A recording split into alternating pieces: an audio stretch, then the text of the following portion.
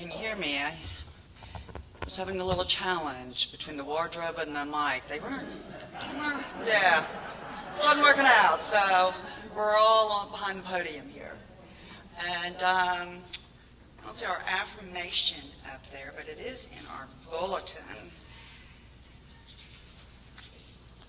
And I'd like to start with our affirmation, our August affirmation, and we say that.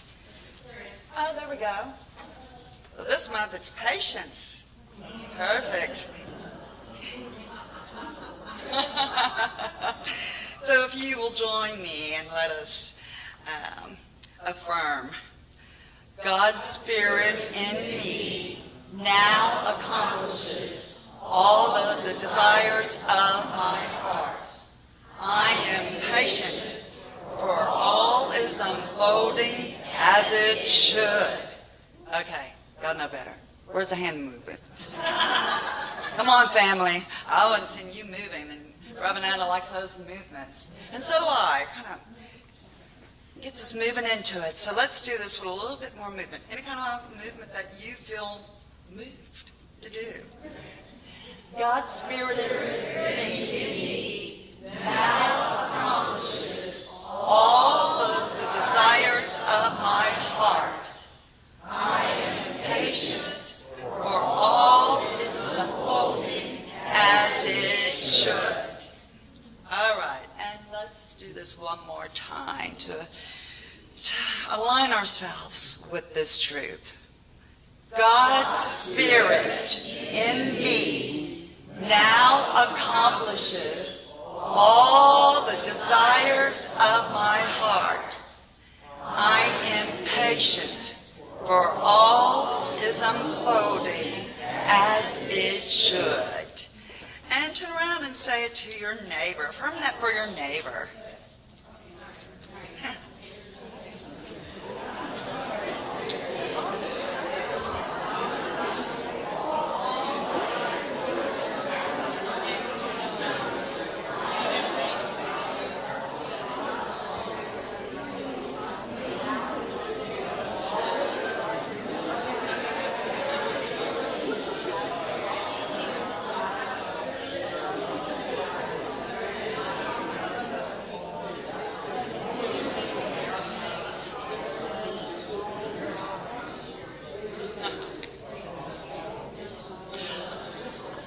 I think that serves a couple of dual purposes. That gets us energized, and that wakes us up, doesn't it? Well, I'm always honored when Reverend Anna asks me to stand in and speak for her. I'm always a little quite frightened by it as well. So, and this time I thought, well, somebody. There you go. So this time I thought, well, I've got a 2-week break from school. I've got plenty of time to do the writing, and school started this past Wednesday. I said, no problem. By the time school started Wednesday, I had 2 lines written. I had deleted the ones I'd written the morning before, and so I had to learn this patience, which is what the whole month of August our theme is. And there's different types of patience. We think of patience in different ways. Mostly staying calm for those parents out there and teachers getting ready to hit that traffic tomorrow. So there's different ways of looking at patience. But today we're going to look at it in a little bit different way. And how it affects our spiritual life. But before we do, I want to, there's a Zen story. There is a Buddhist teacher who was known for his wisdom and his patience and his compassion. And he taught his students the art of meditation and other spiritual practices. Well, during one of his school sessions, or one of his sessions where he had many monks, the younger monks caught one of the other students stealing. And so they brought him before the teacher and said, Master, the student has been stealing from us and from around the monastery. please advise him. And so the master tells him, have patience. He said, give him some time. He will learn. So they go away. Well, in a couple of days, they catch him again, stealing again. So once again, they bring him before the teacher. And the teacher dismisses them and says, give him some time. He will learn. Continue to do your own spiritual practices. And so another week goes by, and nothing has changed. They have caught this young man caught him stealing again. And they're not real happy. They've gone to the teacher, and they don't feel like he's addressing the issue. So they're determined.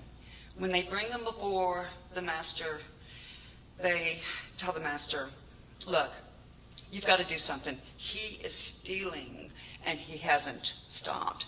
If you do not make him leave, then we will all leave. We will not stay with this thief. And the master teacher tells them, you are wise brothers.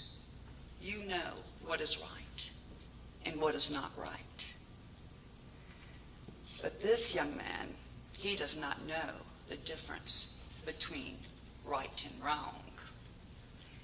If I make him leave, who will teach him? Therefore, you are all welcome to leave, but I will not leave this young man. The young monk who had been stealing was so touched and moved by the compassion, by the love of the master, that the desire to steal left him forevermore. And so that's another kind of patience, isn't it? So how does that affect our spirit? How does that relate to our spiritual life, and how does that affect our daily life? It's patience has been a good one this month. How do we live patience? Because that's the real question. How do we live patience? It's not about just having patience, but how do we live patience today? Especially today. It seems like there's an increase of intolerance. There seems to be an increase in racism and violence, like what happened last weekend in Charlottesville, Virginia, but also in the way some of our laws are being drafted up, and by a leader who seems to encourage, even incite, division and destruction with his tweets. So how do we look at patience? Well, there are some ways that it's defined. Patience, some of the words that are used are, and we think of, staying calm, having tolerance, fortitude, resignation was one of the words used to define it. And those words make us think, don't they? In this world today. So if patience is staying calm, how do we stay calm when our brothers and sisters of color are still being violently attacked? If patience is having tolerance, what does that mean? How does that fit in with these white supremacists and these neo-Nazis? How does that fit in? How does it fit in with any group that promotes separation of people, that doesn't see us as being equal? What does it mean? What does resignation mean when these laws that are being written are being written to restrict the rights of so many? Because patience is not resigning to what is wrong, and it is definitely not building a tolerance for hate in any kind or any form. But there is another word that you'll find in the definition of patience, and that is serenity. Serenity. And so the writers of the scriptures associate patience closely with faith. And then Charles Fillmore, who's our co-founder, states about patience, and I love this quote from him: patience is not a negative, surrendering state of mind. It is poise, a positive, restful trust in God. It is quiet waiting for what is expected. Patience is born of, or it has its foundation in faith. He goes on to say that through steadfast faith in your indwelling Christ, you shall be victorious in unfolding the fullness of God. True patience is non-resistance. Mm-hmm. It is trusting to the law of God instead of fighting for our rights. Yeah. It is the outcome of knowing that divine justice cannot be defeated and that no human power can keep us from that which is truly ours. And that's what Charles Fillmore quoted. And so I know that fighting for the rights, I got perked up there. So what does it mean, trusting to the law of God instead of fighting for our rights? Can't we trust God and fight at the same time? But isn't fighting just another form of resisting? Isn't fighting just another form of seeing separation? If we are all made in the image of God, then who then are we really fighting? So I get these daily emails or weekly emails, inspiration, Richard Rohr, Daily Word, different people. And I'd come across one this week that really spoke to me. And I didn't think about it fitting into my talk today, but I kept thinking about it, and it kept drawing me. So there must have been something in there. And the email is from Ann Voskamp. It was a daily, one of the inspirational ones, and she's the author of 1,000 Gifts. And it was the title, the subject line that caught me. After Charlottesville, the question we absolutely have to answer: who was willing to pick up their cross? So I was curious as to what she had written. I love her writings. I may have a few different ways of looking at Jesus and God, but her writing is inspirational and it's beautiful. But she hadn't actually written the daily inspiration for that day. She had a guest post, and the guest name is Lisa Sharon Harper. And I was struck by that as well, because I have a sister named Lisa, and as she was growing up, her best friend's name was Sharon Harper, who later became my roommate as well. And so I said, all these signs are pulling me to this post. And the reason,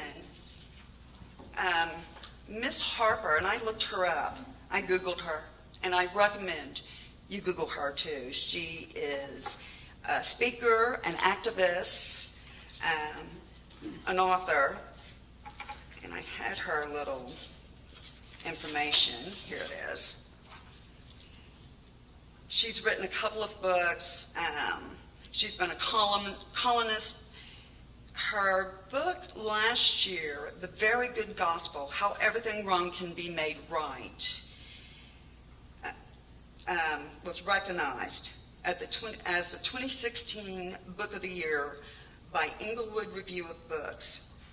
Anyway, I was struck by what she said in this post, and I'm not going to read the whole post to you. I'll read a little bit about it. But I also recommend that you Google her. I listened to one of her lectures and wrote a whole legal pad worth of notes from this lecture from when she was at Calvin College doing their January series. And it's very powerful. She's a very powerful speaker, a very powerful woman. But Ms. Harper was in Charlottesville last Saturday, August 12th, with other clergy to walk in the street to stand for unity and love. And I was just, like I said, I was so touched. So here she is, August 12th, at an intersection of her life. And I say that because just before walking onto the street, the organizers of what they called the Charlottesville clergy had just informed them that there would be 4 times more white nationalists than projected. And that they were told if they stepped out onto the street, they were risking arrest, they were risking injury, and even possibly death by police or white supremacists. And so she was at an intersection of her life, and she questioned herself, would I pick up my cross? Would she pick up her cross? For us, metaphysically, the cross it symbolizes the crystallization of 2 currents that perpendicular bars, our divine identity, our God self. That horizontal is our human identity. And Charles Fillmore says, a cross is not a burden as commonly understood, but a symbol of the forces of man adjusted in their right relation. And so back to Miss Harper. The night before, before I get into what she had written, she states that they knew what they were walking into. They knew they might not come back. And she says she was hesitant, and she was torn, and almost didn't do it because she thought about her mother and how devastated her mother would be and her family would be. And she said, it was like all that is most treasured in my life flashed before my eyes as the rest of the clergy walked out onto the street. And so she sat in silence. She went into prayer, and she sat in silence. And what she heard was that voice within say, be present. That was her call. That was the call, was to be present, even if it means being present on your way to your cross. Well, the night before this rally, they had met for a prayer. And they were in a mass prayer meeting, and they were given paper and pens and asked to write down, why are you doing this? And to share it with someone in case something happened to them on the street that day. So they knew that there could be trouble. And I want to quote what she wrote because it's very powerful, and it stuck with me all week. She states, here is what I wrote. I am here to walk in the tradition of my ancestors and bear the truth of God, that we too are made in the image of God. I am here to bear witness that I was created to take up space in the world, to be, to live, to thrive, to lead, to love, and to be connected with all. It's pretty powerful. She writes more in her post, and I won't go into it, but that's, I do recommend that you Google her. Like I said, she was standing up not to resist the hate groups, but to stand in love, to practice true patience, to practice non-resistance. Non-resistance is not the path of least resistance, because least resistance is the easy way, isn't it? We practice non-resistance when we are willing to take the actions we are called to take in an attitude of love. It is the way we feel about what we do that determines whether or not we are resistance. It's all about our consciousness. And so, it's what Miss Harper did that day. She went out with an attitude of love. It's what so many in our history of this nation have done, and so many that are doing today. They are standing up for what is right. And it's what Jesus demonstrated. He came to many intersections in his life, and he always chose to go forward, to move forward. In the scripture that I've got quoted today, this is a time where he's had to have a lot of patience with his disciples. They weren't as quick at things, at some of the things, as he was. And this is during a time where the rich young man comes to him and says, Jesus, I will do anything. What must I do to have eternal life? And Jesus tells him, get rid of all your stuff. Get rid of everything and leave your home. Well, the young man wasn't having any of that. He was saddened, but he wasn't quite ready to let go. And so Jesus tells the disciples that, let me see if I can find my right scripture here.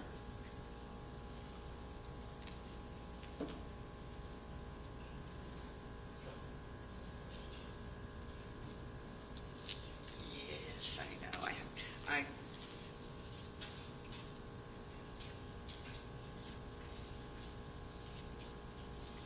So he tells his disciples that a wealthy man cannot will not see heaven. And they're kind of confused, and they're not understanding this. It's Mark 10:27, and so Jesus looked at them and says, for mortals. Well, he talked about the camel going through, it was easier for the camel to go through the eye, the needle, than it is for a wealthy man to get into heaven. And the disciples were confused, and Jesus looked at them and said, for mortals it is impossible, but not for God. For God, all things are possible. And so, what it means, what he's telling them, is that through the constructs of your limited human awareness and attachments, you will not experience the kingdom of heaven within you. You must be willing to grow into your divinity. You must be willing to grow into God. And then express that with others. So I've come to learn patience in a different way, or rather a more expanded way. And it's something I'm still growing into, because we are always having lessons, aren't we? There's always intersections we come to in our life. Some of them are little country road intersections, and we can handle them, but it's those big intersections that really call us to live from patience, or to choose. Do we go like we've always gone? Do we continue as we always have, where possibilities are a distant dream? Or do we choose to move out of our comfort zone, like Miss Harper did that day, like the rest of the clergy did that day, like so many did that day? Moved out of their comfort zones, move out of our fears and into a greater opportunity where the impossible does become possible. And so how do we come to this kind of a patience? Through our spiritual practices, through our prayers, through meditation. Prayer will lead us into those actions. We come to a greater understanding, and we come to a greater love, because love is the great healer. We learn to love ourselves. We learn to love ourselves so that we can learn to love others. We look at and through the eyes of love. We look at and through the eyes of God, because we are the eyes of God. We are the voice of God. We are the hands and feet of God, because God can do no more for us than God can do through us. And so when we come to know that, and know that we are spirit manifested, we grow into that patient living, because we grow into our rightful place. That is our divine identity. We're also human, and we're going to continue to have opportunities to learn lessons, all sorts of lessons. But that includes having a deeper patience, a deeper love, and a fuller expression of the divine idea of God. And so, how do we live patience in our nation today? We do it from a place of love. We do it because we know that we are the vehicles through which all things are possible through God, where hatred can be transformed into love, war can be transformed into peace. That seeing ourselves in the image of God, we will see each other and treat each other as the image of God that we are. Thank you.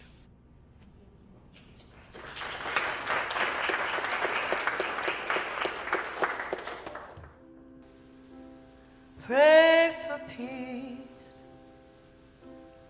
Pray for peace. Pray for peace. Pray for peace. Pray for peace. Pray for peace. Pray for peace. Pray for peace. There's power in the number of us praying here on earth. We're asking for a miracle. Let your voice be the first to pray for peace. Pray for your mother. Pray for peace. Pray for your father. Pray for peace. Pray for your children. Please pray for peace. And pray for you. Pray for peace. Pray for peace. Pray for peace. Got to pray for peace. Pray for peace. Pray for love. Please pray for peace. Pray for peace and love. Pray for peace. Pray for leaders. Pray for peace. Pray for forgiveness. Pray for peace. Pray for freedom. Pray for peace. Please pray for us. Pray for peace. Pray for our family. Pray for peace. Pray for your brother. Pray for peace. Pray for your sister. Pray for peace. Please pray for me. Pray for peace. Pray for wisdom. Pray for peace. Pray for knowledge. Pray for peace. Pray for understanding. Please Pray for peace. Pray for the world. Pray for peace. Pray for peace. Pray